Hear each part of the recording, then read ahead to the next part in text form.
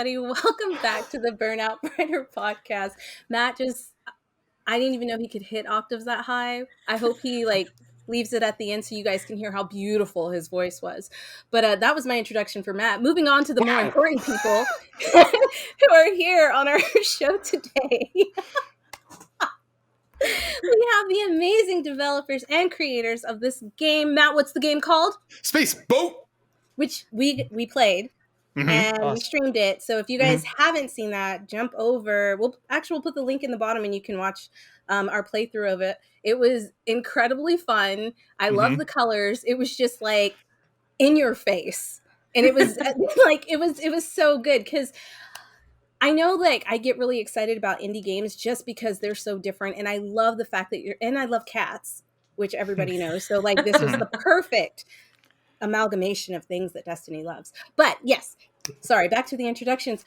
Please, guys, welcome Michelle and Lewis to the podcast. Hi, everybody.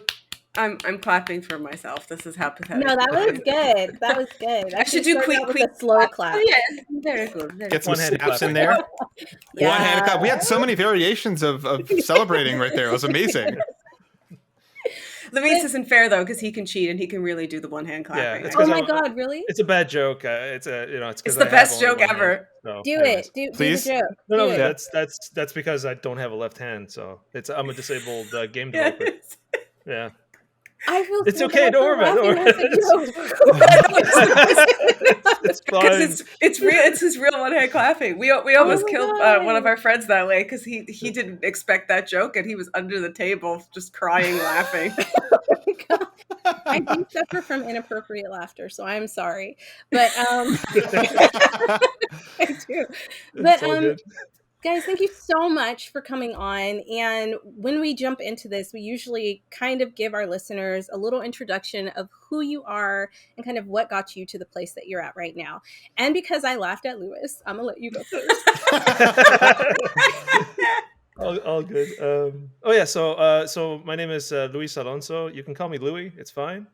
I've been a game developer for over 20 years. I've worked on a lot of games, starting from a lot of kids games at first, and then I was doing like AA and AAA, and then I was working on games like Dead Space 2, Mass Effect 3, Need for Speed. I got to do a whole bunch of stuff. That was a lot of fun. And then I tried the indie scene in hopes that, long story, but I got to see a lot of things in the AAA industry that I didn't like too much. So I was like, hey, this indie thing, maybe I can find sanity there. So then I went there and found out, yeah, they have the same problems. It's just smaller budget. I thought this was going to have a happy ending, and he's like, no, kind of the same, kind of. It's just it takes a long time to get to the end, I guess. There's a lot of there's been a lot of things along the way, but now we're trying to get this indie game going, and this time it's us making it, so I can control if get rid of any toxic elements and things like that if there are any, which there haven't been. So it's like that alone has made the journey worthwhile. So to be in an environment that is not nasty in any way. Yeah, we've been really lucky, especially with our community. We've been very fortunate. We had meetings with a bunch of people recently, and they said, so any negative things happen in the game? We went, no, but we know, we just wait for them because we know they're coming, because it's just the space of being in the internet, Yeah. But honestly, we've been very, very fortunate to have such a good community. Well, we did have one moment on Reddit that it was kind of weird. We were like, really, this is the thing? That's Reddit. That's Reddit, so it doesn't count really. I don't know. Yeah, no, we're not going to count Reddit. Yeah, no, you never want to count Reddit. Not like there's very few good things that actually happen there. Great communities, but they're just the overwhelming gaming community we all know is not the shining pearl example of a great place to be all the time. Toxic sometimes. Yeah, sometimes. Yeah, it was kind of weird. It just came out of nowhere. They were like saying things. We were like, that's not even related to anything that we're trying to do here. We're trying to make a new game, something interesting, and anyways, that was it. That was the only negative thing. I think it's interesting. I really liked it. So awesome. Poo-poo on whoever said that. Yeah, poo-poo on them. And now to Michelle. Can you tell our listeners a little bit about yourself and what it is that you do and how you got to this point? Luis and I met when we both worked for DC Studios. He was working on, I think, was it Bratz at the time? DC and Bratz. Hannah Montana. Yeah. I came in to work on a bunch of different things, and I was brought in as a designer. And then I over the course of my career, I left and came back and left and came back in games because of burning out and because of sexual harassment issues and things like that. So I had enough. And I've been narrative designer for several PC games and some Wii games actually over the last few years. And when we finally I've been telling Luis for years, you need to just start your own company because you can literally do all the things yourself. Why are you bothering with this anymore? Just do the things yourself. And he never listened to me until finally, after things went sour, after the last opportunity, he went, okay, fine, we'll do it. So I'm helping him with the narrative for Space Boat, and I'm also helping with the production. And but my main job is I'm an author, and I also teach writing courses for adults. So I teach writing courses online every Tuesdays. If anybody wants to join. And we cover a range of subjects. It's really the students control the class. So whatever they want to talk about, I prepare a lesson beforehand and we do it. But I've written many, many books, published 24 books, and I have hopefully this year, now with the paper shortage, I'll have 2 or 3 more books coming out. I love how nonchalantly you said that. Yeah. I published 24 books and then I have 3. That's freaking amazing. Right? You know what, though? I guess it's because whenever you're in a room, they go, oh, you're an author. Oh, that's so exciting. And I go, yes, I spend 90% of my time alone and nobody knows any of the books that I do. That's just how it is. You know, you have to just sort of welter in obscurity until something happens. You know, I mean, I have 3 publishers. It's just how it is. Here are 2 of the books that I have written. Hey, so make sure you give us those names so we can put them down so you guys can check out those particular 2 books that she just This is Creatures from Fairy Tale and Myth. And so a character that's in that book, I wrote it together with Ed Greenwood, who created the Forgotten Realms. And a character that's in that book is going to have his own book. Again, also coming from Pendlehaven Press. So it's the same publisher. This is like so up my alley. Please, like, give us the names of those books and for our listeners. No, that's great. I mean, like, yeah, for the listeners.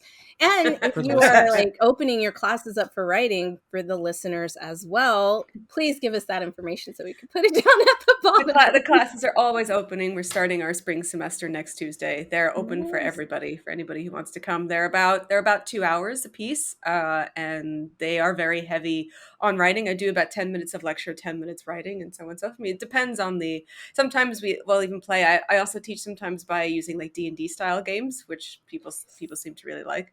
We'll do that. We did that last week for like our end of semester thing to talk about how to make journeys interesting. And I went, well, guys, you're going to learn how to get waylaid by enemies. Here we go. And, I love it. But it was great. They actually ended up not fighting anything and going for amazingly, if any DMs are listening, amazingly, they went for all the little nuggets that I put in the way. But again, this is because these are writers who are in search of a story, not necessarily players who want to attack everything they see and become murder hobos. Yeah, no. I'm not a murder hobo. That's it. That's it.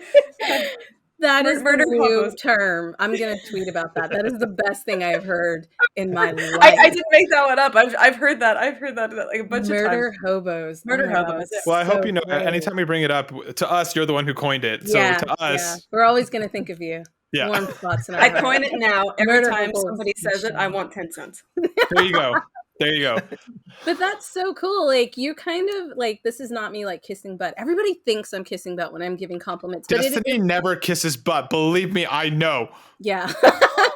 But like, you're kind of what I aspire to be. Like, I really want to get into narrative game design. And like, I loved the narrative in the game. Like, it was just so funny and so engaging. Me and Matt were laughing the whole time trying to figure things out. And it wasn't too hard, which is what I like, because then you can just enjoy the story and the characters and just like how much like love, you can tell how much love you put into the game and how much work you're putting into it. And the universe in general, Luis came up with himself quite a while ago, but he's been slowly building on it.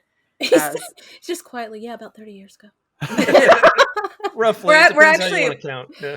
Yeah, but both of us are actually a lot older than we look. It's just that since we do, but I won't tell you how old I am. It doesn't matter.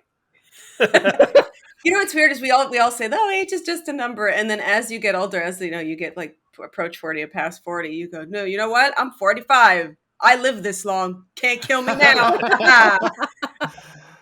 You start owning it.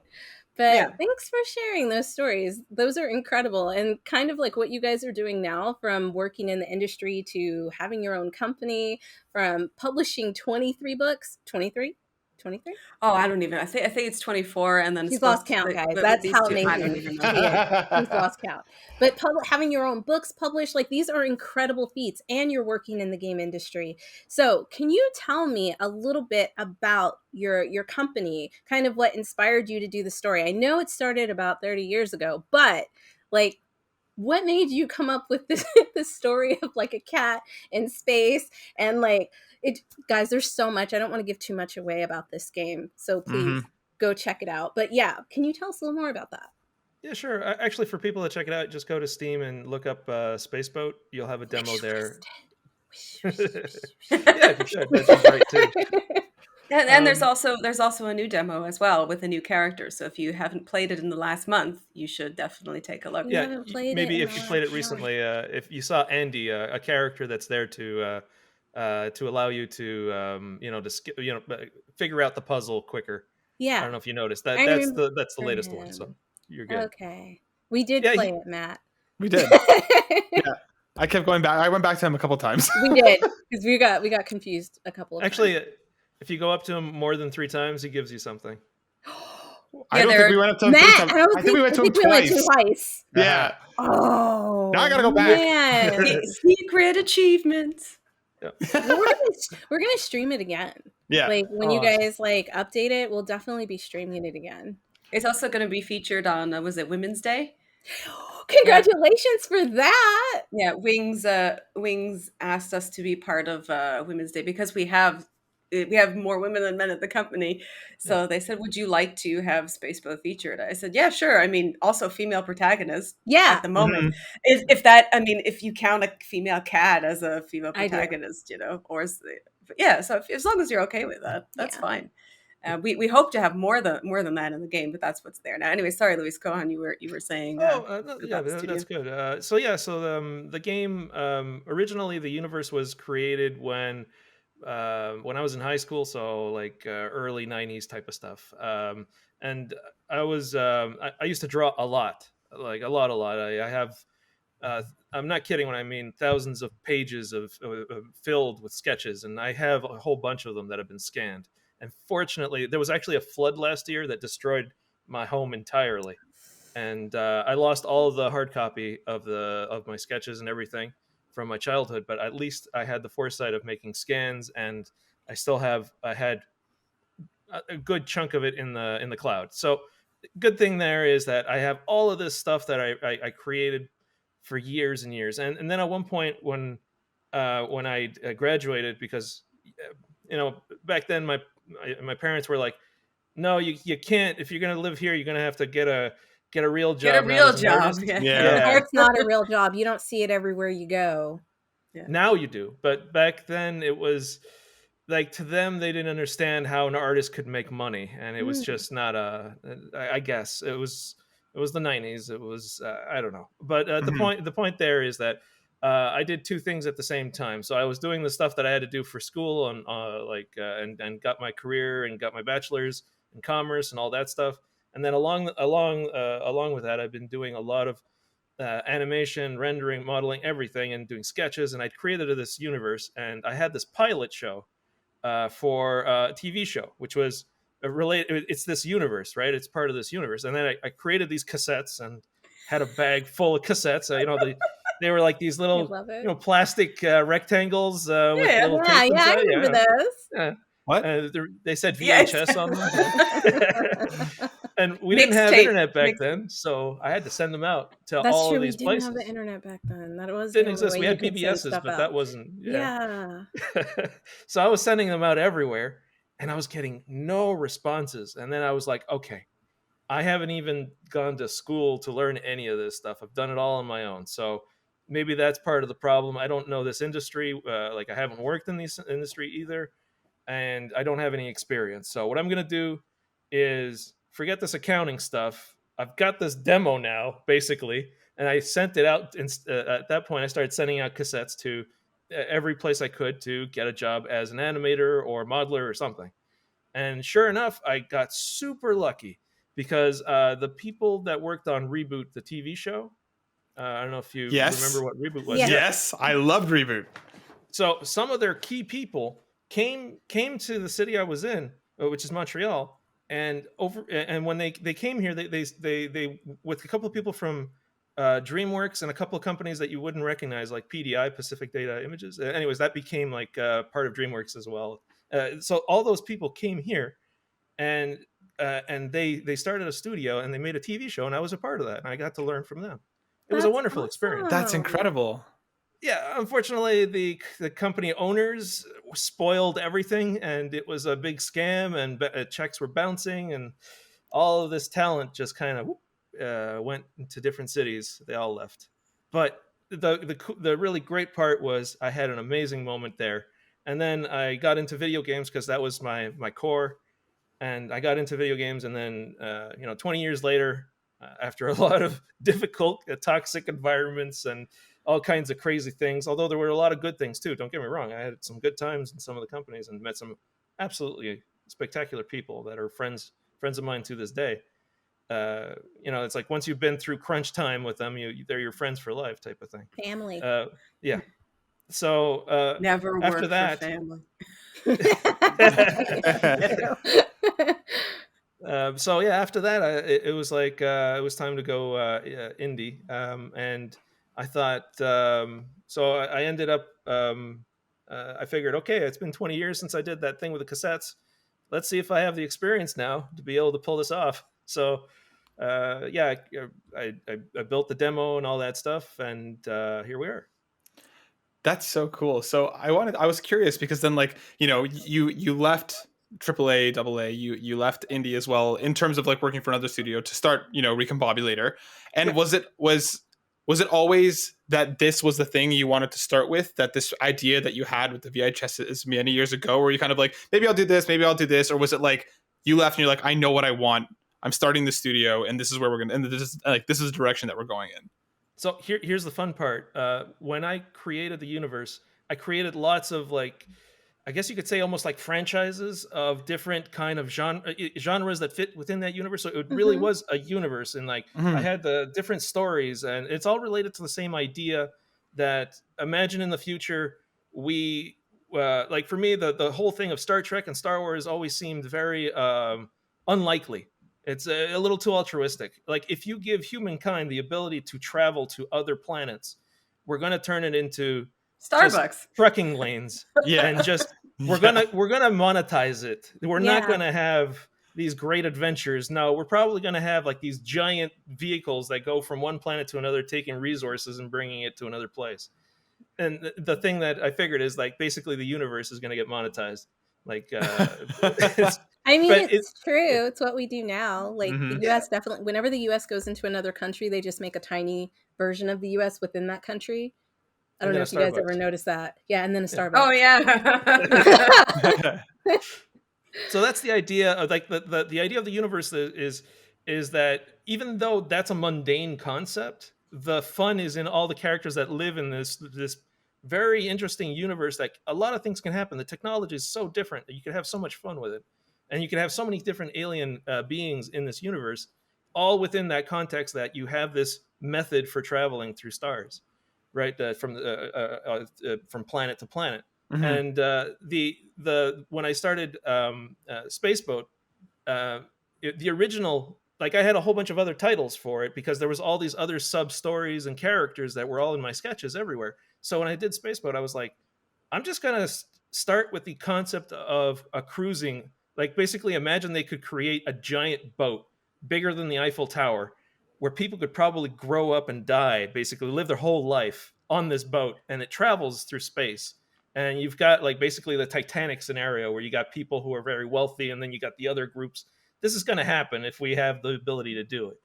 And that in its sense, I wanted to explore the ideas that come from that. So Spaceboat kind of was an idea that just lived in that universe, and then I took from my old sketches a lot of these characters, and then there's a couple of other characters that I added along the way based on my experience from working in AAA. So I've seen some things in AAA. I make fun of it now. Yeah. No, that's really cool though. I love how you were able to bring something from your kind of like your childhood, and see it to fruition, because I know a lot of us, you might have dreams or stories or kind of like make your own comic books and you never really do anything with it. So that's really cool. My next question was for Michelle. So stepping into this world that he's already created, how did you kind of navigate and help him create this story and round out his characters? The one thing I'm always telling Luis is, this doesn't make sense. Like, but it does. And I go, no, this makes sense to you. You have to make sure it makes sense to the player. So I understand you, but somebody who does not understand this universe, who is experiencing this for the first time, you have to make it not necessarily, yes, accessible, but relatable. So when you have a character who, somebody, let's say like Dale the Whale, who likes to be premium and play his premium games on his phone. He got rid of him so fast. But if they don't understand the metaphor of him being a whale, you still have to make it relatable and enjoyable for people who are not understanding the satire. Because it's one thing for us to go, you get it, huh? Is it what you get? But if you have, let's say, a 10-year-old who wants to come and play the game, because it's accessible for them, the game's only like 2 buttons, so they just think, oh, haha, he's a funny stupid whale, and I'm going to flip him out of his chair later. That's what they think. They don't connect with it on that second level. So you have to make the characters understandable and relatable for everybody. Also, in terms of a writing sense, whenever it comes to like grammatical things, I go, nope, that character wouldn't sound like that. If that character is not from that specific class of society, they wouldn't sound like that. If you have an inspector, they need to sound like this. If you have particular characters that need to be written in dialect for voice work, it has to be written like this or this way. Otherwise, you're going to have to stand there and direct the person going, okay, could you possibly do this type of accent, or what about this one? Whereas if you just write things out phonetically, it's much better. So there's a lot of cleanup that needs to happen. But like most of the flavor text Luis did himself, but any dialogue that has to be done between characters, it must be done in a relatable fashion, and it has to count for the narrative as a whole. So if you understand how the gameplay works through the narrative, because the thing is that there's game writing and then there's narrative design. Game writing are things like barks or flavor text. That's game writing. Narrative design is weaving the story while thinking of the game mechanics and how that is going to change. So usually, they're 2 different people, but if you're in a small studio, you can do each of them themselves. So thinking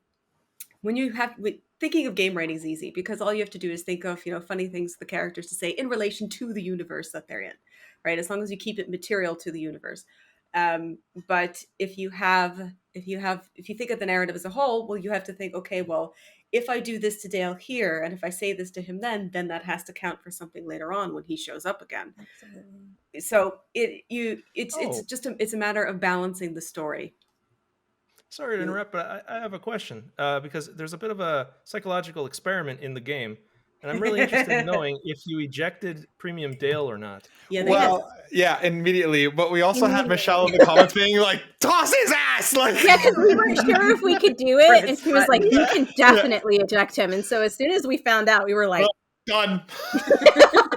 Okay. Because there's a little bit of a game played with him, because at the end of the day, he's a whale, but he's also the victim of psychological manipulation.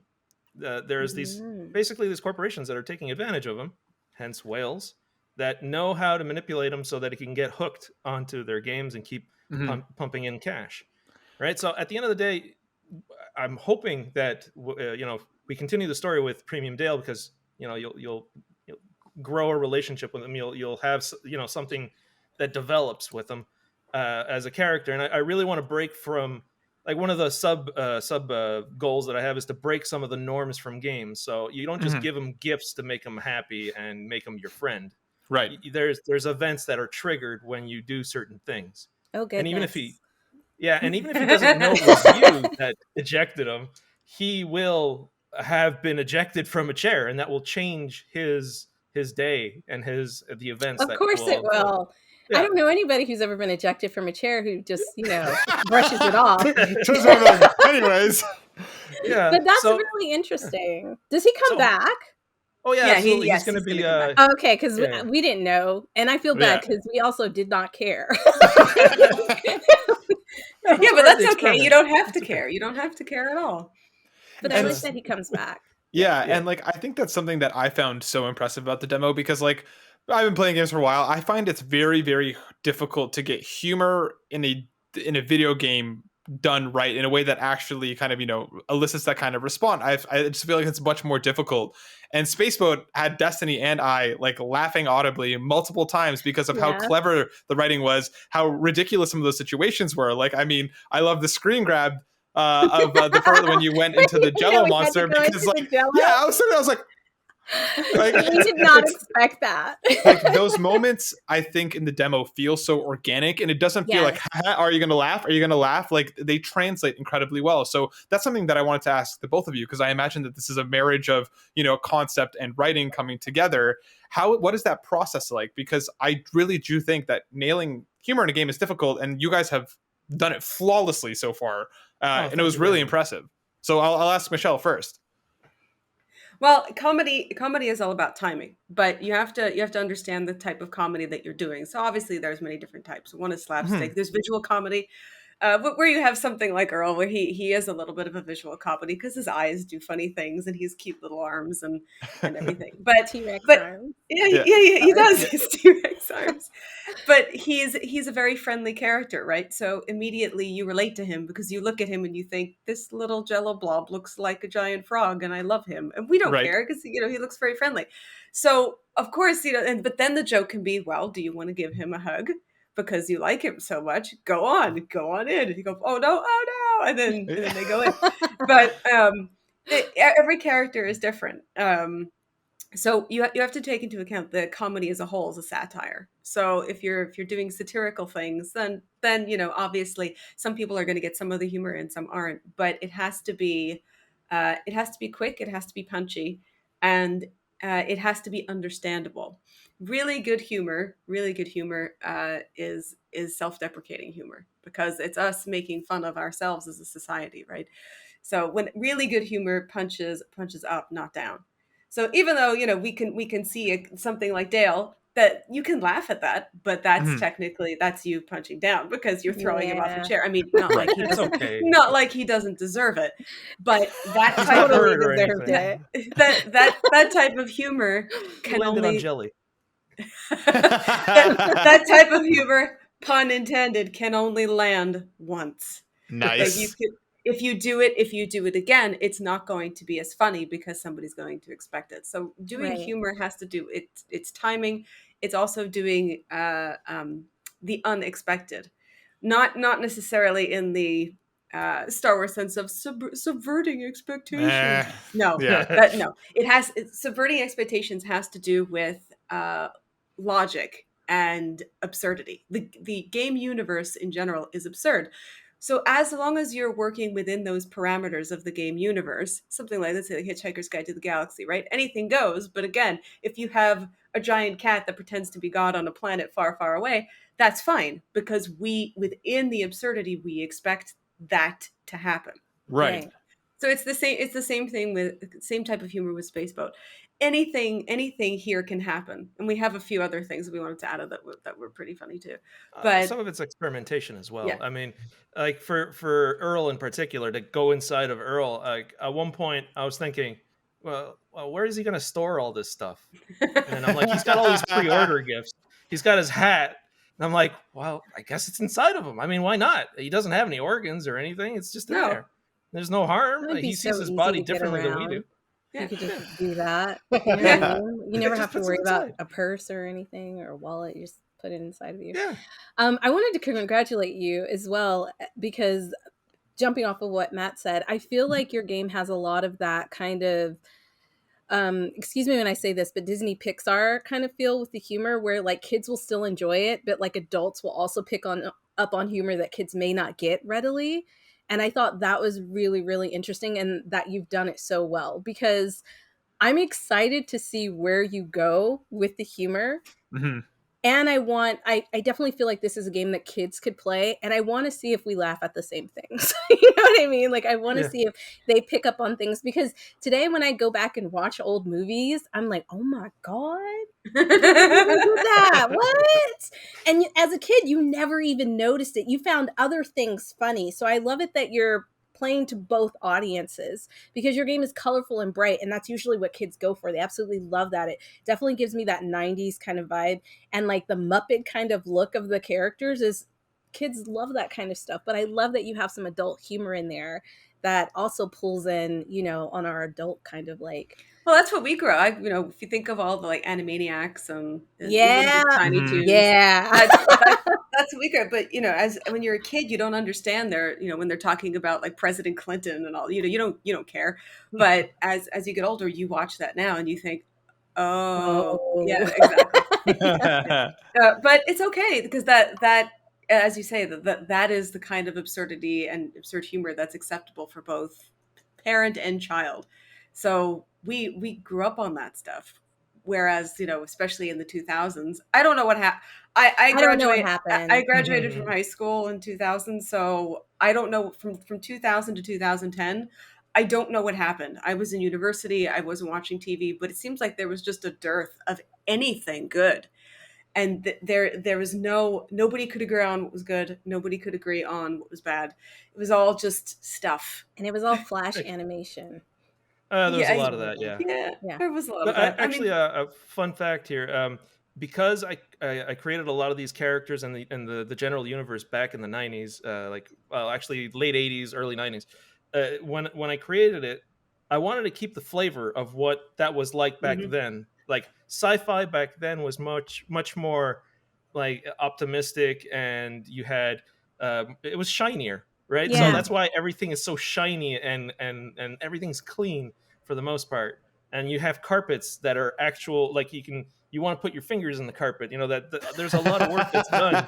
That shag carpeting sign. Yeah, you just want to take off your shoes and run through it. But it's the thing is though, there one of the key pillars of the game is retrofuturism, which is to see the world of the future in the past.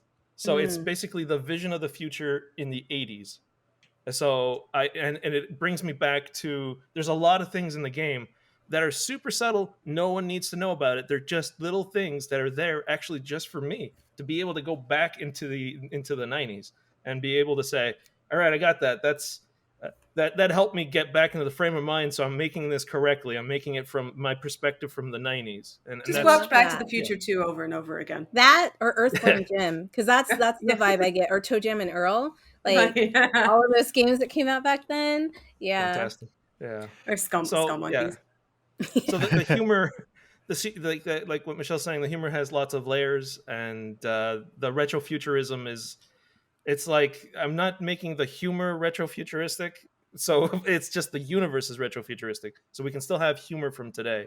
It's kind of a weird thing where you're always balancing the retrofuturism with common day, so you want to make sure that people, you know, are not getting, they won't get some jokes like if I put a Clinton joke in there, it wouldn't resonate.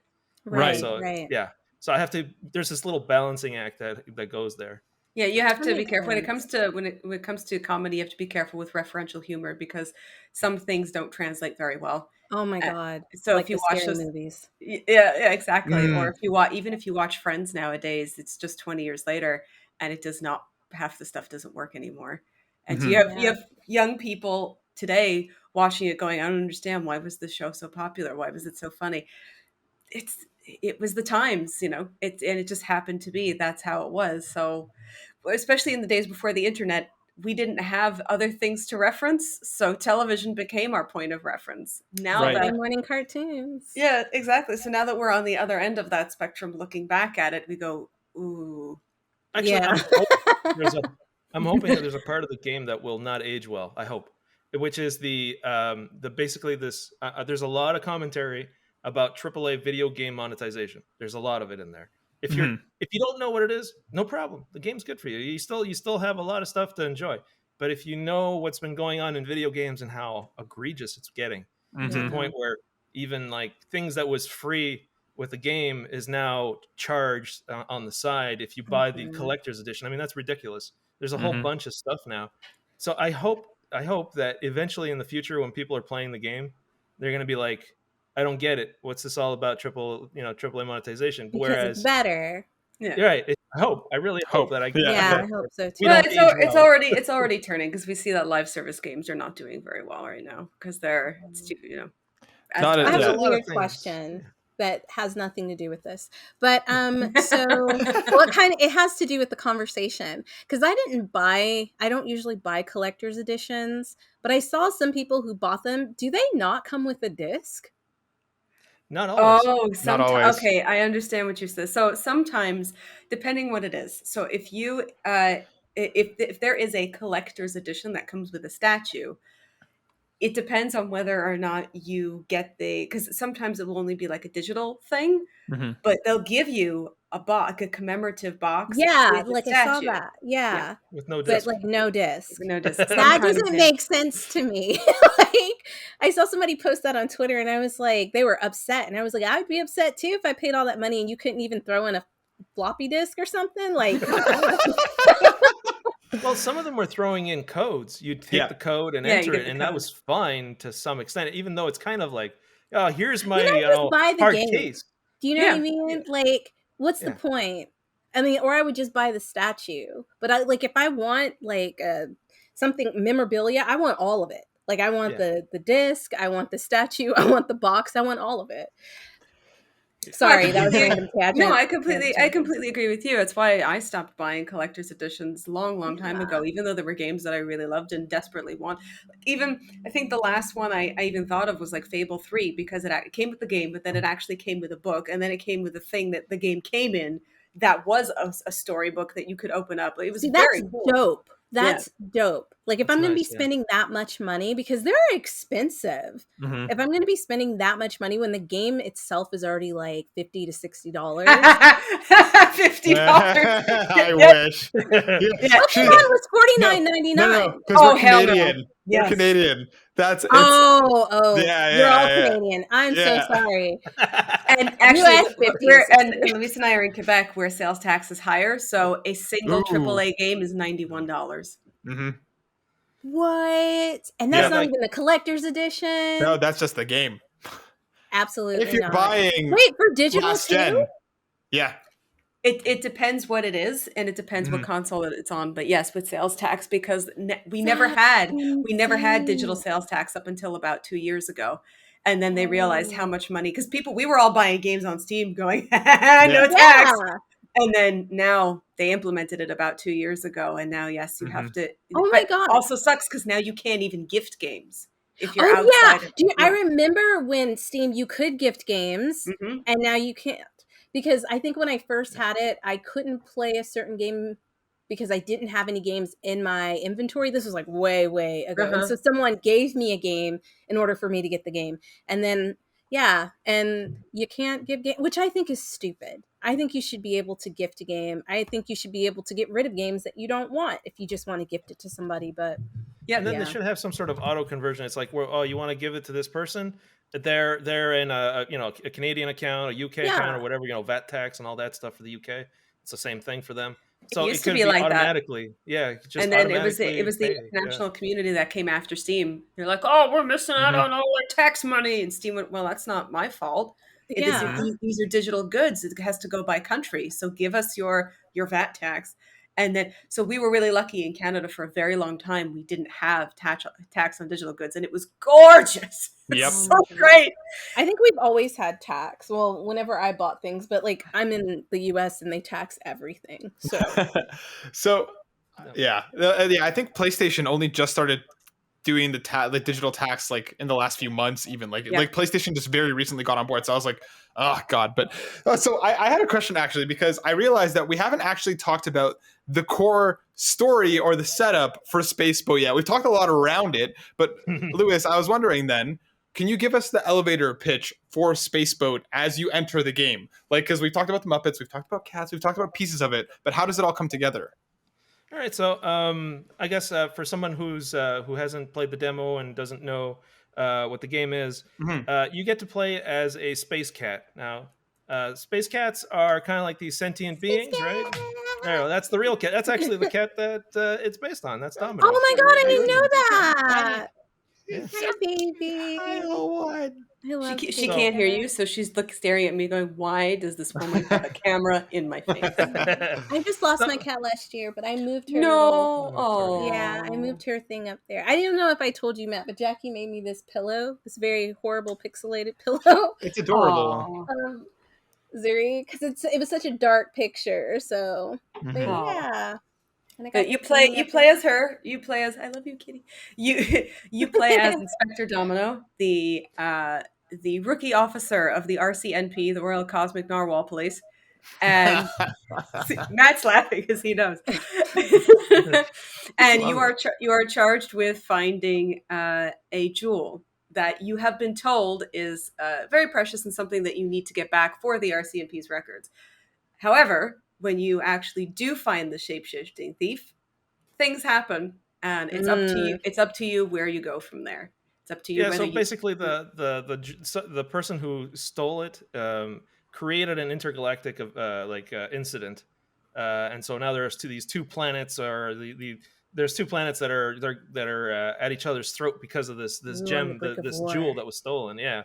So you're sent in because you're a space cat. It's like, come on, you're gonna catch a jewel thief. You're a space come cat. on. Yeah. Cat burglar. I got it. There you go. Exactly. But I love the voice acting too. Like, it fits each character so well, which is funny because they're all animals and like aliens. But like, I could not imagine like the main character sounding any other way. Actually, Lauren does the voice for Domino. Luis does all the male voices in the game, and I do the monster voices. And some of my god, that's so cool! I know how you guys hired people, right? Yeah, that's so cool. Like, I know, it's so distinct. Especially because Destiny and I had so much fun kind of voicing alongside the characters because of how much fun they were to listen to, that we started doing it like alongside them. So it's like if you ever need like any other aliens or anything voiced, like Destiny and I got you. But seriously. I do a really good chubby little boy tiger character. If you watch the Beacon Pines. So specific. It's very specific. Yeah. That's why from Beacon Pines. That was really weird. If you didn't understand the context. No, I did. I played the demo of Beacon Pines. Yeah. But we had to. We had no choice. We had people we wanted to get for the voices. Lauren was the first person I contacted for a voice because I did the original voice for Domino, and it just wasn't good. We needed somebody who was bright and cheery, and I have a much deeper register, and it just wasn't good. So I asked her, and then she had just come off another game. And I said, hey, do you want to do our social media stuff for our game as well? So she happens to do both things. So now she manages our social media, but she also does the voices in the game. See, but Luis does all the male voices. Yeah, so basically you're a really we're on a good budget. Chubby guy. I'm just telling you. Well, there's actually a baby Earl that we're going to need for the future. Hey! And he's got I friends can do too. it! So well, like maybe Earls. Maybe go listen to the Beacon Pines podcast first. I was voicing alongside Space Boat because like before we commit to anything here, maybe you're getting yourselves into more so than us because we'll have fun with it. Yeah, we'll always have fun with it. Yeah. But that's so cool. We've had a number of people. Cut you off. Oh, no, sorry, I did it again. Sorry, I'm done. Don't be sorry. Just be quiet. I'm sorry. Spaceballs reference. But we had a whole bunch of people coming in and saying, here's my demo, and I listened to their demo and for voice acting, and I was like, wow, this would be great. And then I'm like, but look, I take voice acting very seriously. I got to pay people for their talents. So I was like, not yet. For the demo, I think I'm just I'm gonna wing it as best I can. I'll try to make the voices as varied as I can, so it doesn't sound like it's the same person all the time.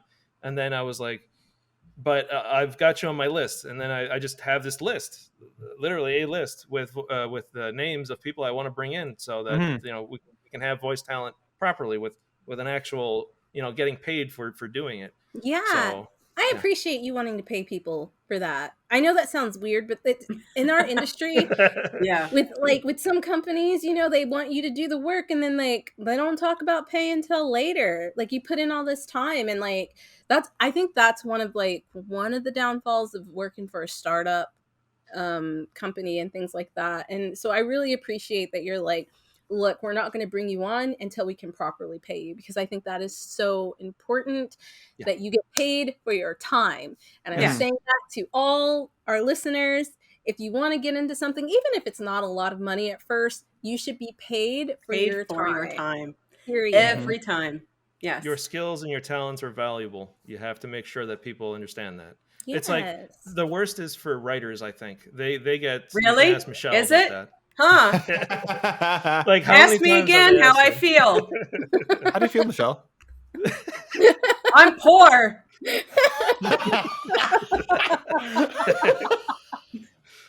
I feel impoverished. 24 books. Where's my effing paycheck? Oh my god. No, it's just how it is. But yes, writers unfortunately do, because they'll ask it, because if you especially now with the internet, if you are a seasoned writer, somebody who has a lot of experience, you'll go, okay, here are my rates, $45 per page, whatever it is. And then they'll go, oh, well, we have this other person who's willing to do it for free. And you go, yes, but that person is in university and they don't have experience. And yes, while you are going to get that person for free, you don't know what kind of quality you're going to get. If you do get quality, that's great. You hit a jackpot. But what happens when that person starts asking for money? You're just going to go. You're just going to go younger and younger, or less and less experience. That's what they do. Yeah, you have to pay people. I've especially a lot of video game journalists as well don't get paid very well. There's been tons of, I won't mention names, but you did tons of scandals on people who have recently left, certain big ones that you think, oh, for sure they would get paid, and they're saying, no, actually we only got paid like per article or whatever. Yes. So they write like 3-page article, and they would get like $20 for that. It's not a lot. No. When I was first looking at writing, they would be like, we want you to write this many articles per day or per week, and it would be a lot. Right. And then you would look at the pay, and it just would not equate to the time that you had to research whatever you were doing, the time it took to write it, the time to send it in, have them look at it, go back and make edits. Like, they don't take any of that into account, because there's rarely a time you will send something in the first time and they'll be like, this is perfect. Yeah. Right? Yeah. Even or if they don't. So for example, my latest book for my publisher, because the paper shortage, it's like 6 months late in publishing. And so I said, so after I sent it in, I said, you realize this is 6 months later, meaning that you are no longer allowed to ask for edits.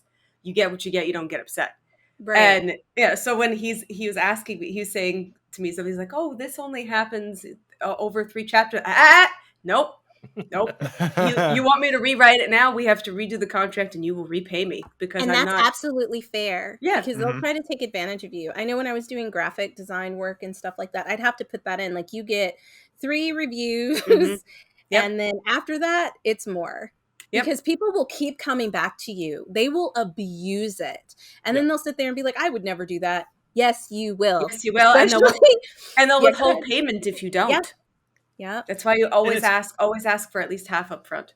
Yeah, but if you're doing any sort of freelance, it's really sad, because it puts everybody in a bad situation. So for a person that's just coming out of school, they're being offered money, and it's like they don't have any experience. So they want to have experience in any way, and they're not being offered any money. And it's like, by doing this, they're kind of like scab workers by doing it in a way, because they're taking away money that would have gone to somebody who would have been paid for it. And it's like, you can't really blame them either. They're just coming out of school. They'll take whatever they can. Yeah. But it's like, it's like, what a terrible scenario that is. So if there's The a golden setup is rule, awful. It's awful. Especially because it's like you get paid in exposure, you get paid in So building up your resume, and it's Yeah. just like, Honey, why I'm can't from both things be Canada. true? I'm from Canada. We die from exposure here. That's how it goes. It's minus 20 outside. Yep. on Toronto, No too, thanks. Yeah. Walking outside and like your entire face freezes and you can instantly feel your nostrils go. It's just like, no, I hate every second of this. Why do I live here? We know live we're in getting the to the place where end. the air hurts our face, so this way we don't have to deal with bugs. That's why we do it. I mean, like, that's fair. But we still get a ton of bugs in the summer. Does it get humid? Actually, you know what? No. Yes! I'm cutting it In off Toronto, here. at Cutting least. it off here. Yeah, it Anyway. does. In Very Montreal, humid, Montreal, we're an island, and Toronto is one of the obviously main ports on the river. I mean, It's a between swamp. You could say. Yeah. So you guys You- get swamp and then you get freezing cold temperatures. That's Yep. awful. You know what's even worse? A flood that's freezing water. that That's happened awful. last year. Oh, yeah, it was God, I last can't. February. It destroyed Delicious. Everything I had. I'm so sorry you everything had to I go owned. through that. Yeah. That's Like I walked away with my cat. We're both okay, and Oh, yeah, we kitty cat survived. too. That's Yeah, where is Yeah. he? Where is Sigmar? He was just here. So a wait, second ago. Sigmar is the male cat that we want to put in the game as You an should. option. Yeah. I am always for more cats, as you've seen on my tweets. Well, tacos part and of cats.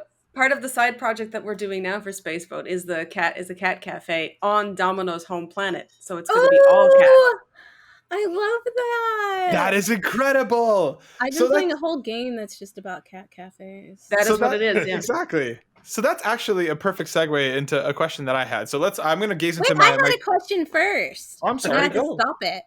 God, Matt. So let me know if this is the same question you had. But we No. talked about it earlier. Like, you brought up that the name of your company also has to do with, and I kind of wanted you to get into that before Matt asked whatever he was going to ask. So Was not the same question, by the way. okay, well then you can ask it after mine. So the word discombobulate is an actual English word. I think it's been added to the dictionary not long ago. No, it's been there for quite a while. All right, Yeah. so it's basically, to be discombobulated means you're not feeling too well. You're a little dizzy. You're not, your head's not there. Basically, is what the best way to describe it. So recombobulator is a made up word. I made it up, and it basically means to get your head back. So get everything back together and bring sanity back. And the reason why is when I started this company, I was like, this is insane. I've worked in so many places where there were all of these things happening. In some places, I had no idea it was happening.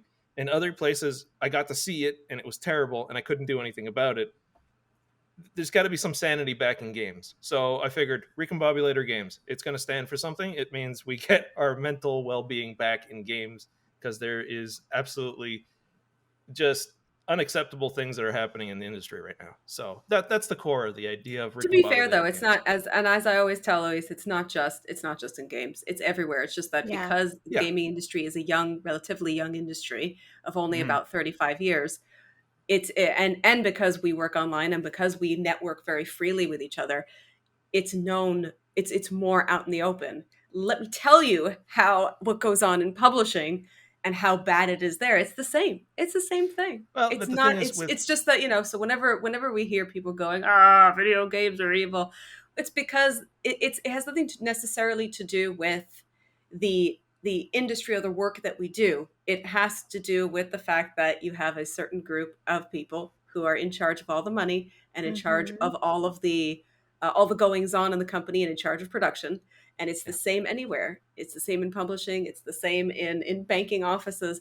You have one person who is in charge of the power, and you have an HR office that doesn't care because they don't want to lose their jobs. And then whenever there's money, there is corruption. And there's always going to be somebody who's going to be willing to push somebody off the cliff to save their own skin.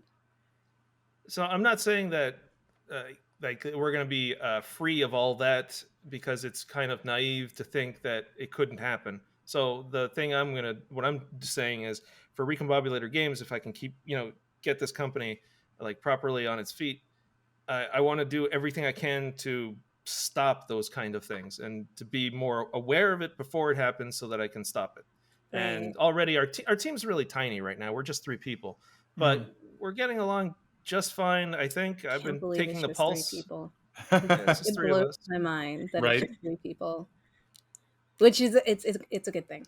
Yeah. Because like looking at that game, like you were like, what do you mean? No, it's a good thing, because like looking at the quality of the game, we definitely thought that it was more people than just 3 people. So and I think you're on the right path to kind of making a safe environment for your company, because you've experienced it as a male yourself. And I think a lot of like, not a lot of guys, because I don't like to make blanket statements, but a lot of the issues have come from men over sexualizing their coworkers, and a lot of like the toxicity usually comes from the male gamer, and you know what I mean?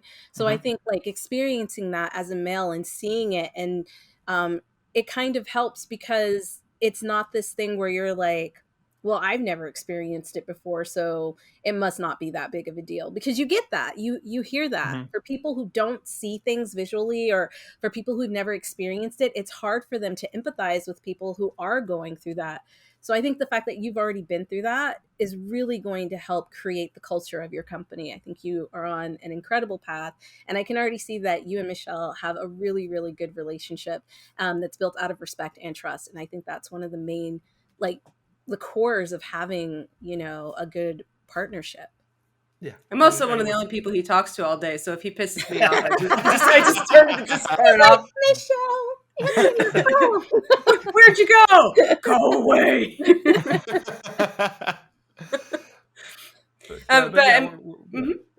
Go ahead. Sorry, Michelle. Oh, I was just going to say that. Well, even in the last company that Luis worked, he left. he found out that his boss. I mean, this is quite public knowledge now. That the person that he worked for is a sexual predator, but he found out when he was leaving, and he went, "Oh hell no!" And he left, and he told everybody about it, and no one said anything. It was kept under wraps. Even the second CEO, who was also a woman of the company, she was an enabler and just told people not to say anything and be very quiet. And very luckily, a couple of months later, the story obviously exploded, and it as sucks. It should. Yeah, as it should. But it sucks. It sucks for the devs who are working there, who have lost jobs. But that's why people often don't come forward, because they go, if this company goes down, I also lose my job. But you know. Yeah, there was already a toxic environment there. There was like like the things that I really can't stand in the workplace. And then I was talking to somebody who was like, yeah, apparently there's a kind of a class action suit from a number of women that are trying to sue him for sexual harassment. And I'm like, oh my God. That's wild that you didn't even know about it, because everybody was trying to be quiet about it. Yeah, because the HR people were purposely hushing up, or they were telling people to leave, or, you know, if you don't like it, there's other places to go, right? We have friends who work I have students who work at Ubisoft, and I'm constantly asking, are you okay? Is everything okay there? So, and they tell me on their teams, they're fine, but I do know people who have been harassed there, and it's something that we don't want to have to ever deal with. Also, I guess as well, for now that all the boomers are gone and we can actually all work from home, we notice amazingly, when you're not forced to be present in a physical environment all the time, amazingly people get work done. Instead, they stop harassing their coworkers. Isn't that interesting how that works out? You know? Yeah, all we have to do is change their passwords and not explain how to reset it. That's all. Did you try turning it on and off again? Oh my God! Sorry, I can't hear you anymore. Are you using Zoom, or you just make up something new? Yeah, it's like a boomer meeting. But I don't know if you noticed. I promise I'm not a cat like that guy who turned out to also be a massive asshole. Oh my God. But I'm really glad that you guys brought that up. And yeah, we actually talked about like some of the things going on with some of the AAA companies and how we're just not going to support their games or play any of their previews. So since that all came out about Ubisoft, we haven't really featured or played any of their games. And I think it comes down to they're not even worth it anymore. Yeah. No, but it sucks. I think our first game was from there, wasn't it? Not our first one. It was one of our first, but not our first. Okay, but that was before we knew, or before I Yeah. knew. But I think it comes down to like just like the integrity of a person. You have so many people who don't have integrity, and I think once you're in a situation like that, all you can do is, I mean, report it and then exit. Yeah. You know. Well, So. actually, it's funny because there's different ways of looking at that too. Because in my case, I've been very lucky because I'm part of the group that barely exists. We're like unicorns, like finding a unicorn in the wild or a yeti. I'm actually more like a yeti. I think I'm closer to that. So I'm like this mystical yeti called a tech artist or tech animator. I'm actually even weirder enough, or even more strangely, is that I'm both tech anim and tech art. So I've been doing those two along the way. Usually it's just one or the other.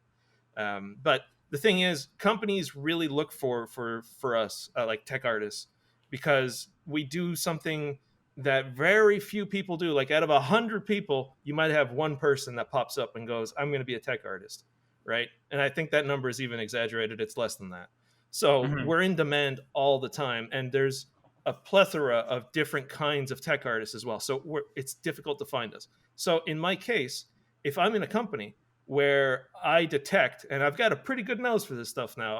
I started catching these quicker than before. Like now I'm starting to get good at it. If I detect that there's something off, like a toxic culture, an entitled group, or something like that, I'm like, peace, I'm out, and I just get out because I can. I love I have, that and because I have you don't need that kind of negativity in your life, exactly. and But I I'm think in a people need to know position that. to do that. Sorry. Yeah. That's true. You are in a position to do that.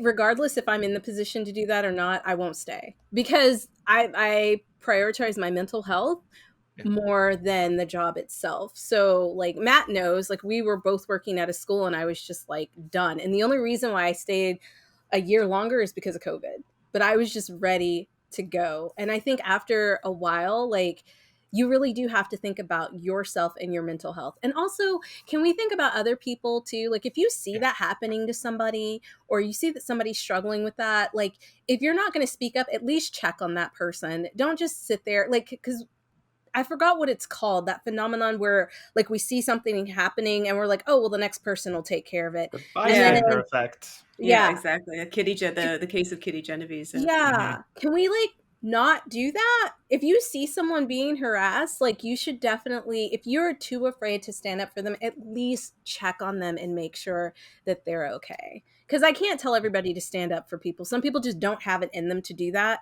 But at least, check on But them. I've seen very subtle ones too, which is difficult because it's like I just saw someone get chewed out. They had chairs thrown at them and stuff like that. And That is not yelled subtle. at.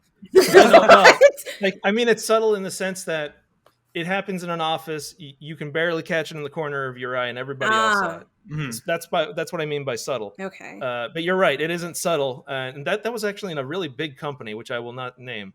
That happened in a big company, a big AAA company, and HR wanted nothing to do about it. Like we spoke to them about it, so we did speak up, but nothing happened. They protected him because he was a producer. Human resources is a double think for company integrity. Human resources is there to protect the company. I hope people know this. Like that is what human resources is there for. They are not about the individual.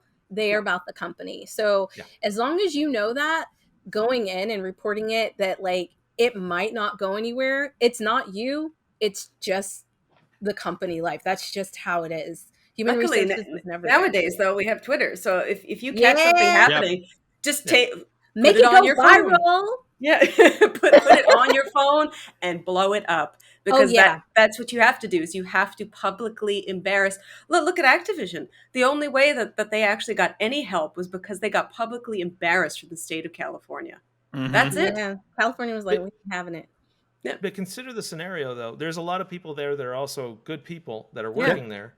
And that they're paying for for what these other people are doing as well. So it's always kind of complicated. Like in the other scenario too, let's say I'm a tech artist. I can just go wherever I want. I've got an offer almost every week. No joke, not even exaggerating. It just comes in through LinkedIn, and that's why I never go in there, because the HR I people, wish or the I had recruiters that rather. problem.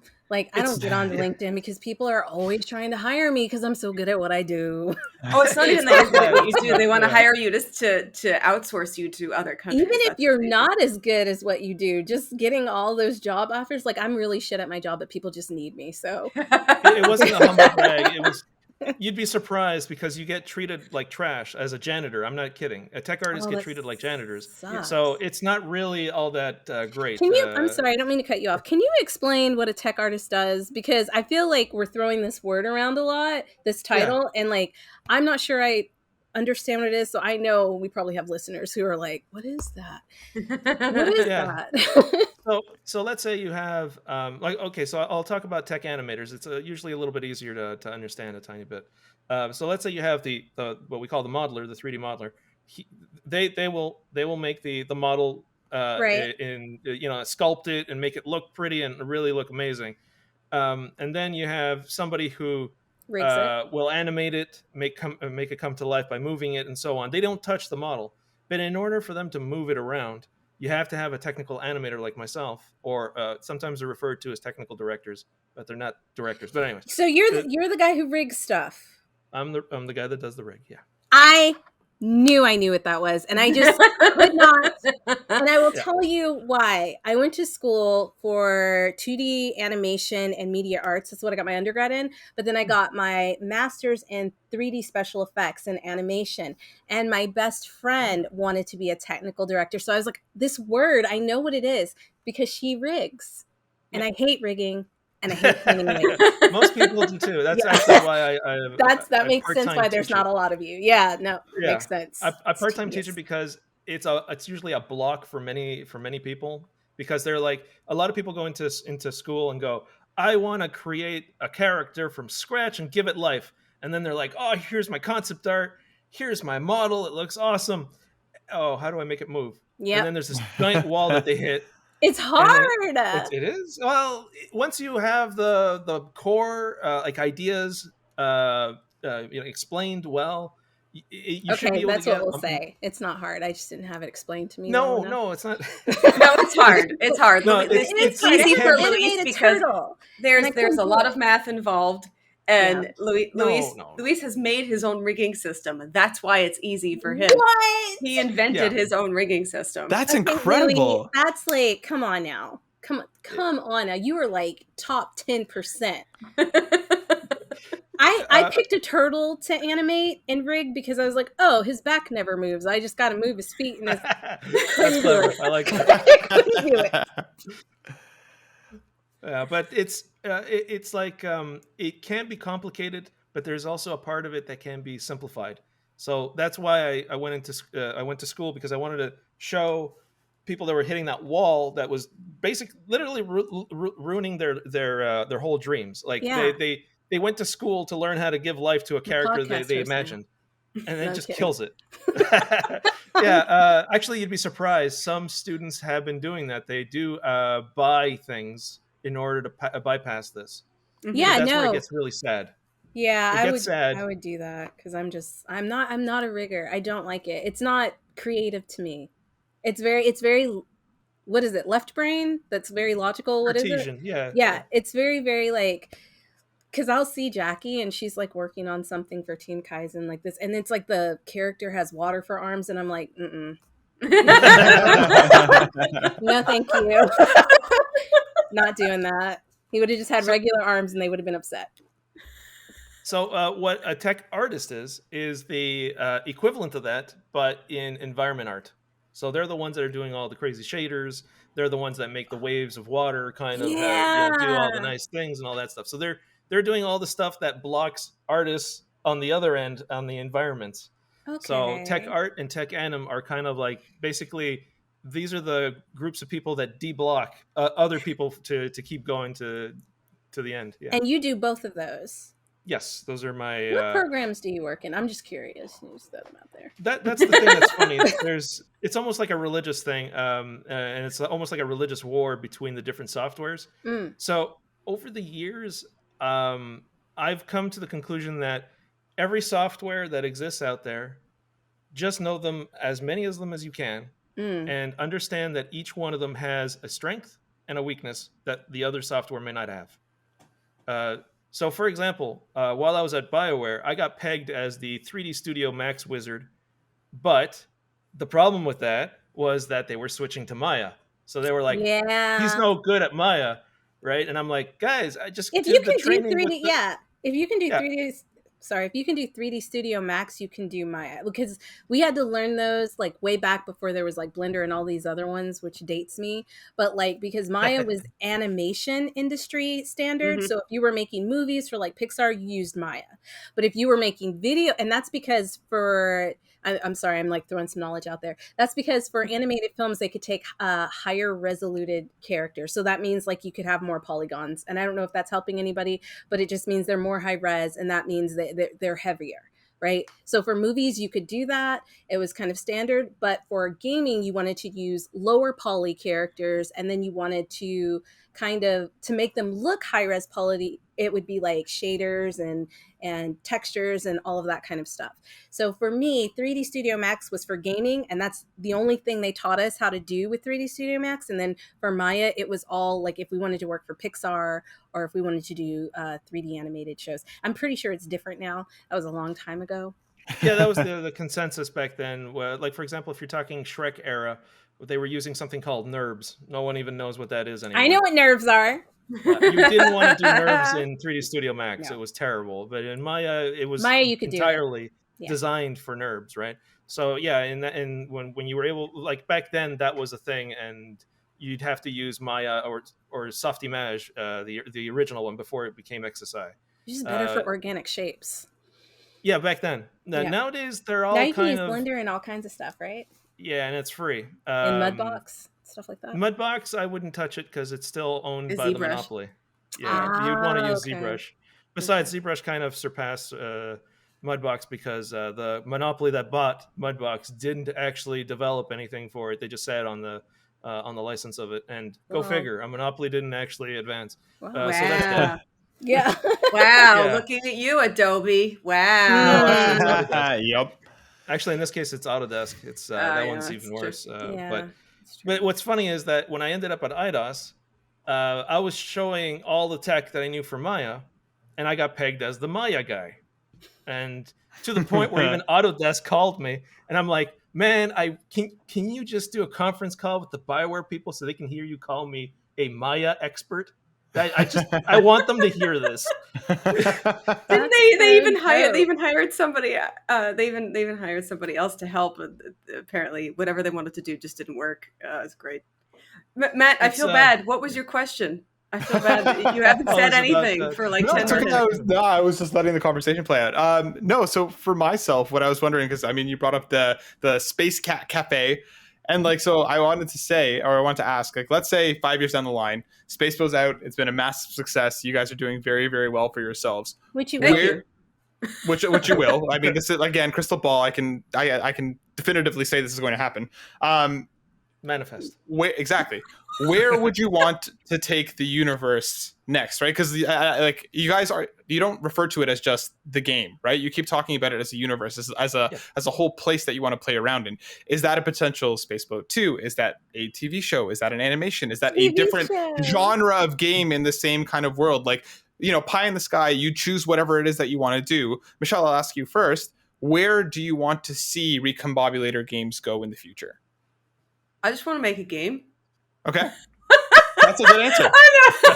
She's like baby steps, Matt. Baby steps. Calm down. I think it's because, you know, especially when you're dealing with a game that's looking for funding, you need the funding first before. I mean, we did it the opposite way. We had decided originally that we were going to do episodes, and that each episode was going to be its own game. And then we were told by publishers, no, don't do that. Episodic games don't sell anymore. We're not doing that. So just do single game and then call the second one something else. And the second one, so okay, fine. So we just want to be able to make another one. That's it. As of right now, we just want to be able to make another one. We have a GoFundMe set up for the Cat Cafe for people who want to contribute. And we just want to be able to get this out there, so this way we can get Space Boat out there, and then hopefully just continue the universe. But it's really up to Luis where he would want to take the universe after this, because even though we have ideas for things planned out, it for let's say sequel installments, it's really up to him after we get these 2 games out where he wants to go. To infinity and beyond. I know he would want to do a TV series, but we can't do 3 people can't do 2 games of the TV series at one time. Of course. Yeah. It's what I call an omniverse. I know that the metaverse has been a big thing. Well, I'm talking about omniverse. It's basically everything. No, metaverse is over. We can't. No. No. But seriously, but seriously, I've been talking about the omniverse for a while. So the idea of Space Boat, it's an omniverse, meaning everything can exist there, and it's okay. It works. You can have space cats. You can have like actual good sci-fi, like Star Trek, like older Star Trek stuff, like good sci-fi in there, and it doesn't matter. It all works. It can still work together. You just you can accept it. Now, there's one thing, and this is if my childhood friend is listening, the one thing I won't accept is scanners. It's a long story, but essentially, when I created this a long time ago, like when I created the universe a long time ago, I wanted there was 3 of us there, and one of them was a big Trekkie fan. Like he was a huge Trekkie, and he wanted to help out on this project, and he was like, okay, we need to have scanners for this part. And I'm like, no scanners, because it kind of ruins this story that I'm working on. Like we'll have something else, but not scanners specifically. That's still too high. Like the technology is a little bit too much, because you're basically an invisible eye that can go into everything and see everything. No, that's going to ruin the story. And then I was like, and the whole point of this is we keep it like it's like space trucking practically. It's like, yes, the miracle of space travel, but we're just trucking lanes. So scanners kind of detracts from the message. And there was this huge argument about that one to the point where the project we decided to disband, basically. Wow. But it's like your story. So if you're like, you didn't want scanners, like why not just respect that you didn't want scanners? It's still my fault to some extent too. I'm also guilty here, because I was very staunch, and I was like, nope, no scanners. And they were like, well, why not? And I guess I didn't have the ability to explain why I didn't want to have scanners, and how ruined everything. Yeah, I'm with you. I'm just like, if I don't want scanners, I don't want scanners in my story. Like, yeah, there's no scanner technology. That was the before me times. That was before me coming along and going, this doesn't make any sense. Like, so and now he's so open to listening to you, and I love that. You're like, no. And he's like, okay. Oh no, he won't go. Okay, he'll go, but, and I can see like the veins starting to pop on the sides of his head. I'm going, just listen as to why this doesn't make sense. Then you can have a heart attack about it later. See, that's good communication skills, though. Yeah. I just tell Matt what I don't like usually. And he just listens. And he just goes, no. Sometimes he'll be like, yeah, but, and I'm like, yeah, but no. It just doesn't look good like that. And then I'll have to go get examples of why it doesn't look good. Yeah. Also, I'm very straightforward through text, so I'm always worried that I'm coming off like a lot more angry than I'm sounding. Like I could be smiling and be like, "Hey, this shit." The power of emojis. Yeah, the power of emojis. There was somebody apologizing. Our friend Jordan Taylor, who's the CEO of HitSense, somebody said to him recently that emojis were not professional. And so he wrote, F "Oh, I saw that." I'm gonna write emojis all the time, smiley face. But I agree with him. I won't put them necessarily in emails, but text mess all the time, just to be sure people don't. You've seen like that Jordan Peele sketch where he's like, I don't know, man, whatever. And telling the other whatever. What? Yeah. That's important though. Yeah. That's really important. And I'm glad you brought that up, because like you never know how somebody else's day is, and they'll take that in a tone that reflects whatever they've been going through. So like you could be the nicest person, but somebody could have just yelled at them, and they'll take your tone as like you're giving them attitude as well. So I absolutely agree with you. Yeah. Though you emojis should watch are that. Fine. You should watch them on everything. Yes. Especially if it's not professional. Context. If it's professional, I try to keep it professional. Sometimes I sign off with the little greater than sign and a 3, and then I'm like, oh yeah, that's fine. As Key's professional, yes. Yeah. Sometimes when in doubt, best regards. No worries. Oh, You're so true. cold. So cold. I just put, I put best. So I'm like, best, that's me. It's so harsh. Oh man. Whenever I get a message that says best regards back to me, I'm like, I just nod and I go, okay, I see you. Oh, I'm glad that you did that though. Like you have a physical reaction to it. You're like, all right, man, I see you. Best regards to you too.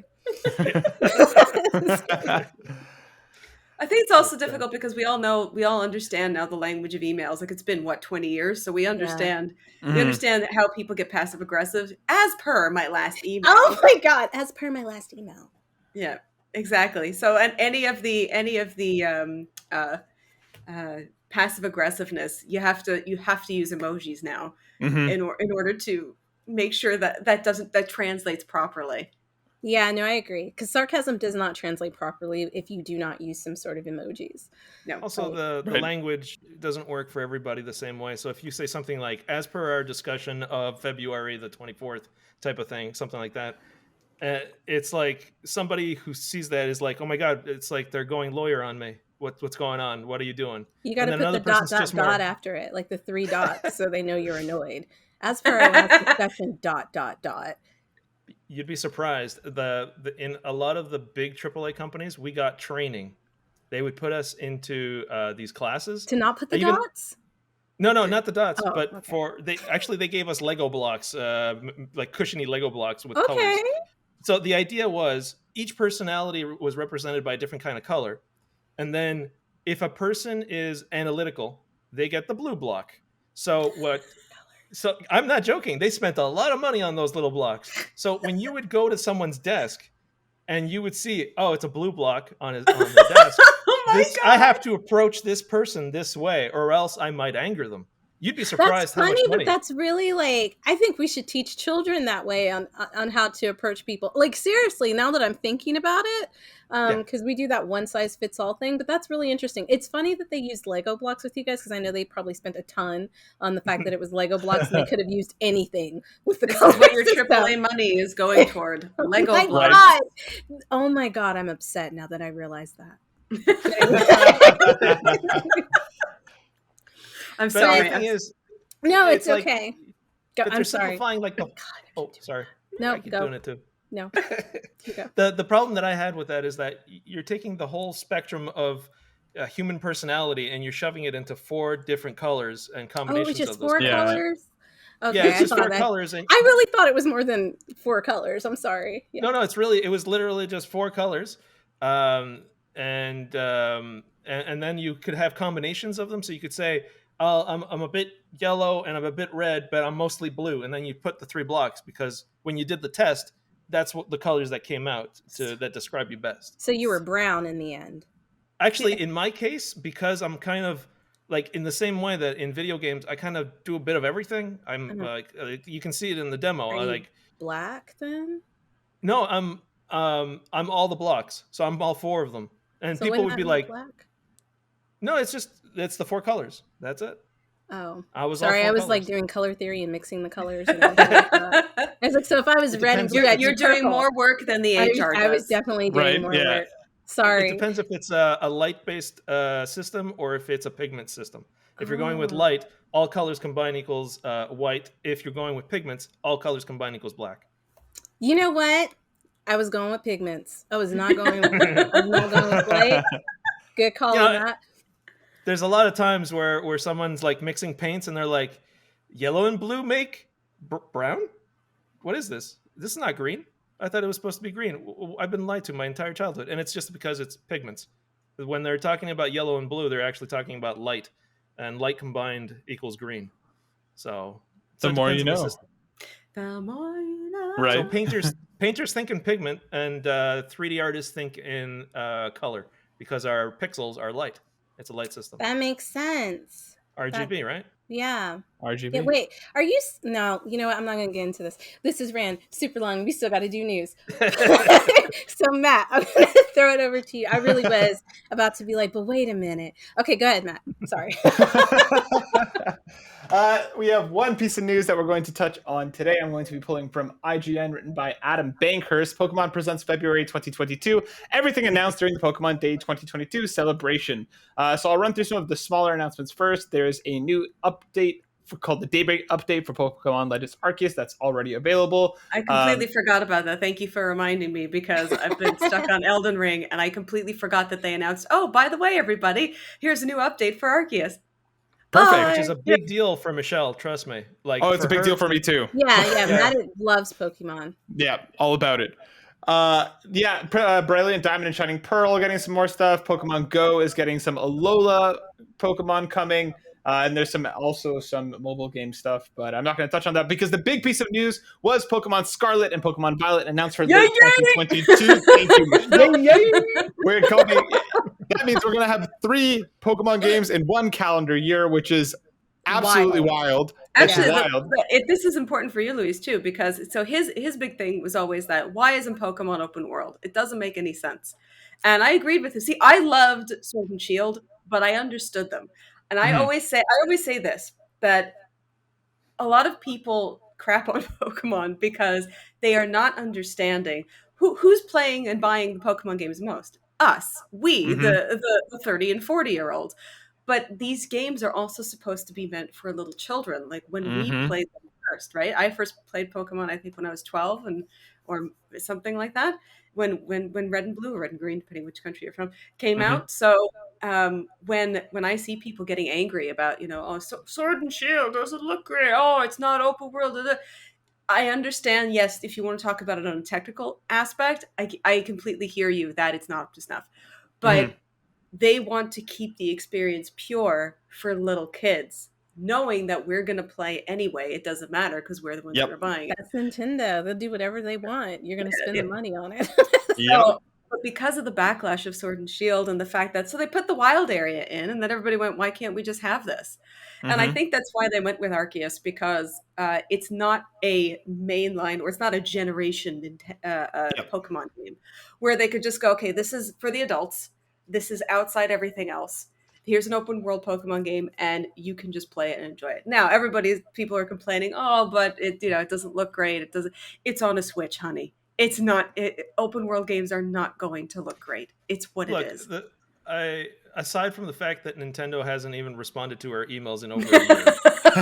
No, seriously, I have gripes. I have words with. I have to have words with them. Like, seriously, it's been really bad. Like Microsoft, no problem. We have like everything up for Xbox One S, One X, Series X. Everything that they came up with, basically, it's working. For PlayStation, everything's nicely set up, but for Nintendo, they won't even answer our emails. Yeah, we're desperately trying to, because Space Boat will work on a Switch, and we're trying to get them to call us, and they won't. But the thing is, hats off to all the game developers that are on the Switch. Seriously, if you consider that a Switch is basically a mobile chip, it's a phone chip from 10 years ago, so it's not even a recent one. It's really terrible hardware. And they're making amazing games. So hats off to the developers for pulling it off. And the guys that did like the Switcher, like the Witcher, Saber Interactive, that is ridiculous. Incredible. Yeah, magic. So hats off to them. Yeah, it really is. It's like absolutely wonderful work.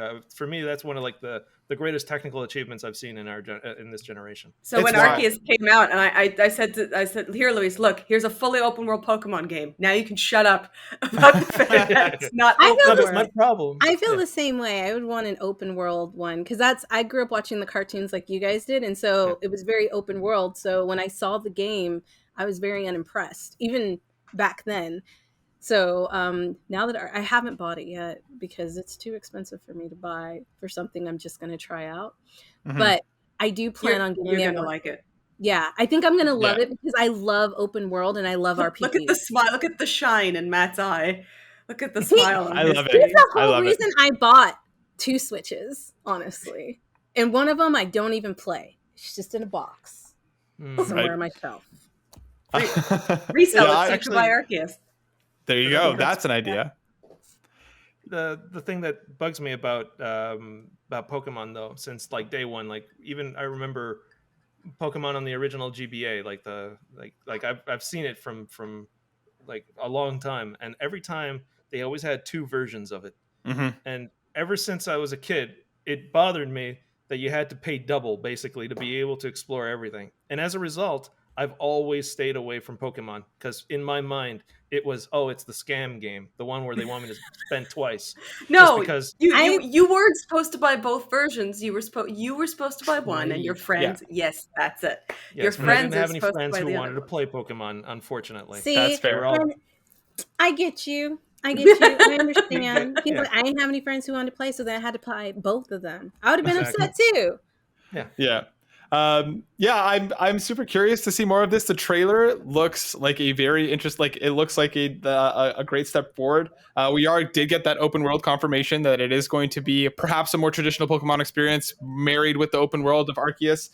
We got our 3 new starters, which are Sprigatito, Sprigatito, Luis. It's a leaf cat. It's a little leaf cat. Okay. It's super cute. Sprigatito. Oh, okay. You get it? I get it. Yeah, I got it. But what are the textures like on the trees? Because apparently probably not good. Probably not. Yeah, they don't look that great. I absolutely love that was his question. He's like, "Oh yeah, the cat's cute, but what are the textures like on the trees?" Take a look at the trailer later. It does look better than Arceus, I think, but I mean, it's coming out like 8 months later.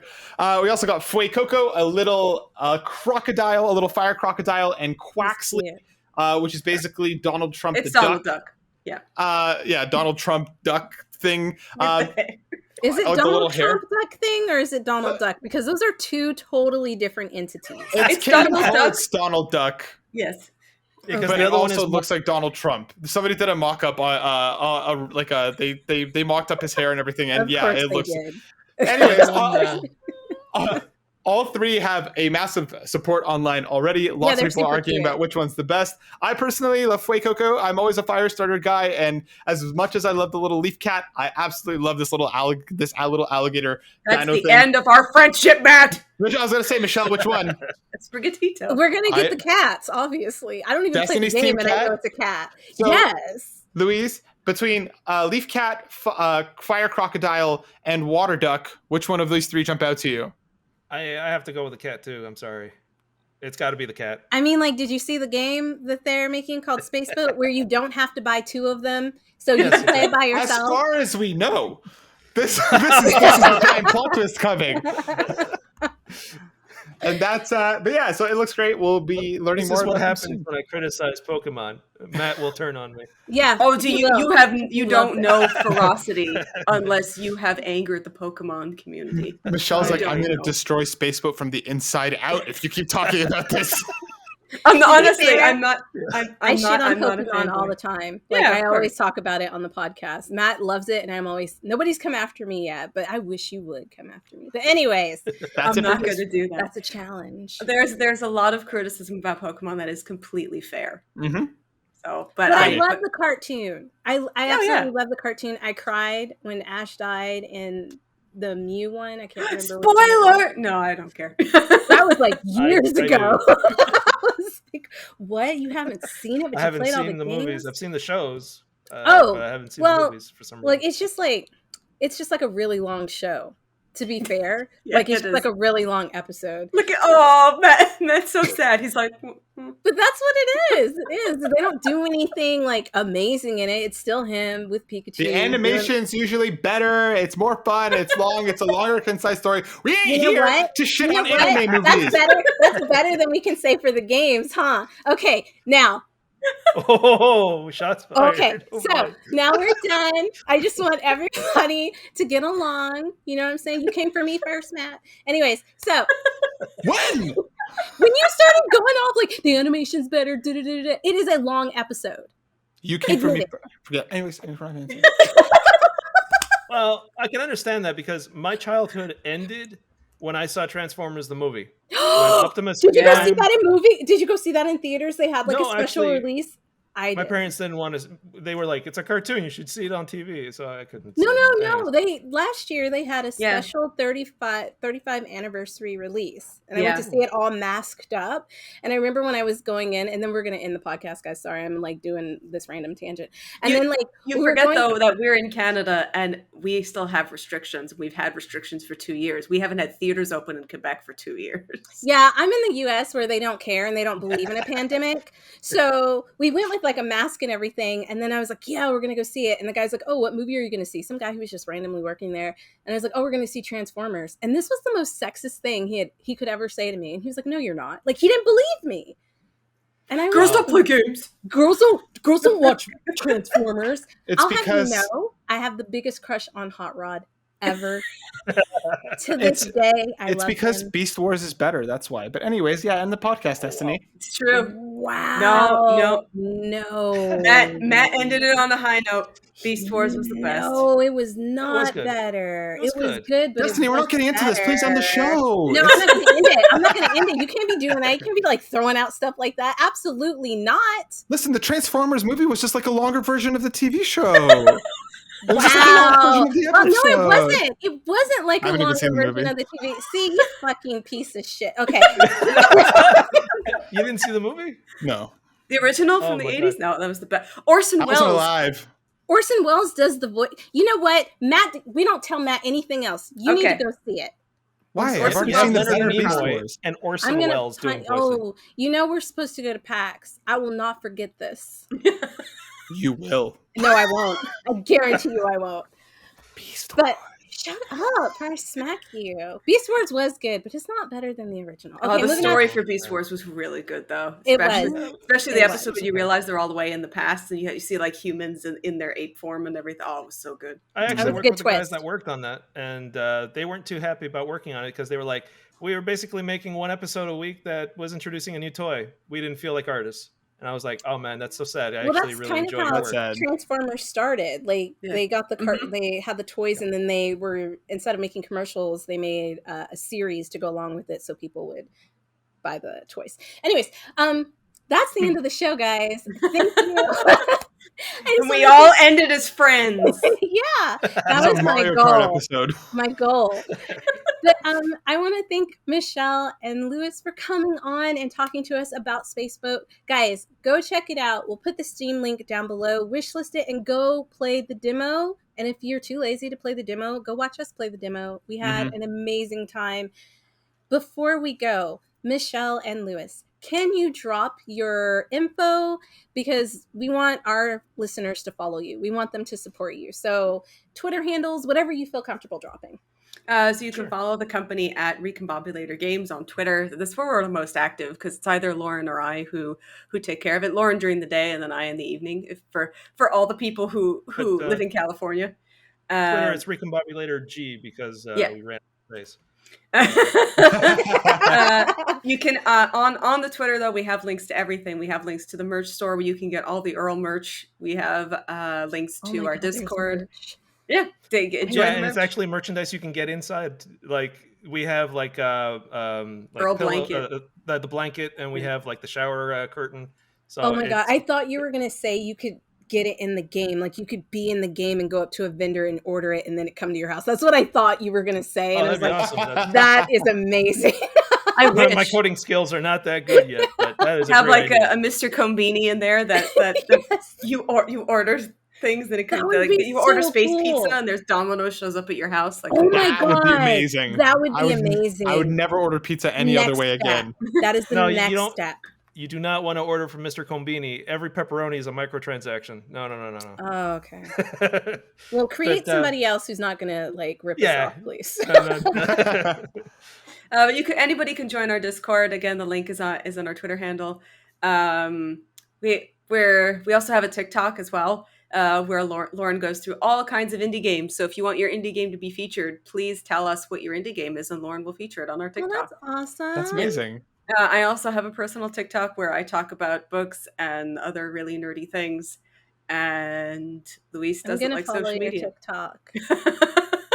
My TikTok's weird. All I post is my webcomic, so I'm definitely down. Yeah, but that's great though. That's good. Thank you. I'm You have to. trying. I'm TikTok working. is now. I've seen. I have many friends who have been really popular on places like Facebook and Instagram, and because of, as we said before, because of the metaverse, and because everything that's been going on with Yeah, and the everybody, algorithms keep changing. it's dead.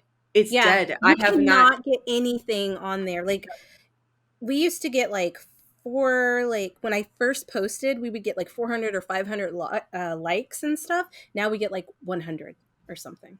It's It's crazy. impossible. It's Yeah. really impossible because they want you to buy ads. Yeah. So Yeah. TikTok now has become the number one, even more than Google. I saw the PC Gamer Matt, we report. got to start posting stuff on TikTok. We already have the videos. We might as well just make little clips and post them on there. Sorry, guys, this is getting really long. You didn't have to listen to all this, but we're glad that you stuck around. TikTok also announced that they are making their. You now have an option for 10 minutes as well to make 10-minute videos. Yep. Yeah. So it is the unfortunate business of being online, but you have to have those things. So we do have a TikTok at Recombobulator Games. Awesome. So guys, you heard that. There's so many ways to follow them and find out more information about Space Boat. You do not have an excuse. So just go out there and do it. And again, thank you guys so much for coming on to our show. We absolutely loved it. You are welcome back anytime. Thanks for having us. We'll be glad to bitch about Transformers. Yeah. And Pokemon. Absolutely. Anyways, so goodbye, everybody. Thanks for coming. And Burnout Brighter out. See you in the next episode. Peace.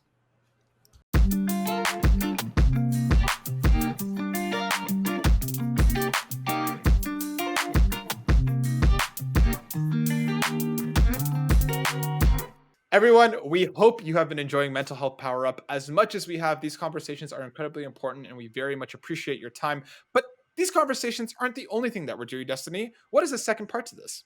Guys, the second part is pretty baller. So we are going to be asking you guys to donate money and share the information about the podcast, but specifically about Guardians Mental Health. They're this great organization that uses geek culture, the things that we absolutely love, comics, gaming, video games, to kind of help people who are struggling mentally and in a therapeutic way. And they put together these kits that they send out, and you don't have to pay for these kits. This is one of the most amazing things about what this organization is doing. They're sending out these kits, but obviously it takes money to print the materials, to get everything put together. And that's why we're raising money for them, because we want to help them so that they can help more of you guys. And Matt has got some amazing details about what you can win if we reach certain tiers. That's right. You just need to donate to be entered. There is no amount that is too small or too large. Whatever you're able to do, $10 is what it costs to make these kits. So if you can do that, fantastic. If you could do absolutely anything, we would appreciate it. As we hit different stretch goals, we are going to be giving out different amazing gifts that we have for some amazing people that we're working with. So please hop over to that link, take a look. If you can donate, please do so. And you might just win something cool for yourself as well, because again, every little bit can make a difference in someone's life. So we thank you for taking the time to do so. If you can't, Destiny, if somebody can't donate, what else can they do to help? They can just share the information. Share it to your social media platforms, Twitter, Instagram, Facebook, wherever you have like a place that you like to interact with people online, share that information. And one of the things that I wanted to say, and I know Matt and Darren feel the same way, is we just want to thank you guys because for each one of you that shares or donates, I'm just going to say it prematurely. Thank you so much. This is so important to us, and it's important to our listeners. And it's one of the main reasons why we even started the podcast. Like, not only was it about gaming, but mental health has definitely been a strong core that we've always wanted to talk about. So this is our first time doing it. We're super excited. We hope you're excited. And yeah, donate, share the information, win some prizes. But most of all, just do it from the bottom of your heart. You know what I mean? Like, the prizes are just kind of like icing on top of the cake. Exactly. So please be there for one another. Help us reach other people who might need to hear some of this, because we know how much it's helped us. So thank you. Like Destiny said, we'll see you on the next one, everybody. All the links will be in the show notes below. Check it out. Bye.